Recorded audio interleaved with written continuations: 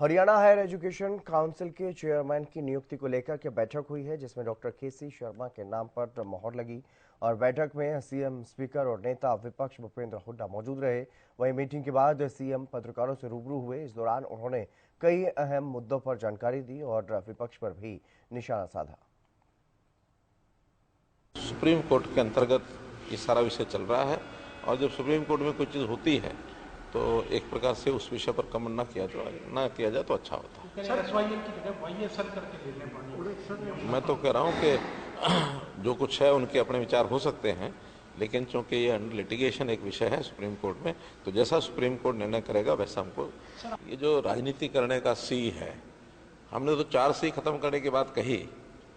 Congress, C stands for Congress, C stands for corruption, C stands for crime, C stands for casteist politics. इन 4 C को खत्म करना है और इसमें से अलग अलग पार्टियां अलग अलग तरीके से कुछ करती हैं, तो हमारा इससे कोई संबंध नहीं है। हमने तो हरियाणा एक, हरियाणवी एक।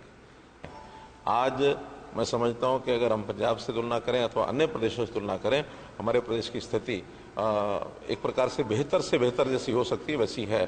आज हमारे 4 लाख एम्प्लॉइज हैं, उस समय तो मात्र कुछ हजार ही थे, और आज 4 लाख एम्प्लॉइज को हम अच्छी प्रकार से प्रदेश की सेवा में लगाए हुए हैं और किसी प्रकार की कोई कठिनाई नहीं आती है, कोई हमारे यहाँ आर्थिक संकट नहीं है। हम प्रगति के नाते से, चाहे वो इंडस्ट्रियलाइजेशन हो, चाहे वो किसान हो, चाहे वो खेल हो, चाहे वो सेना हो, हरियाणा का जो स्थान है बाकी प्रदेशों से बहुत आगे है।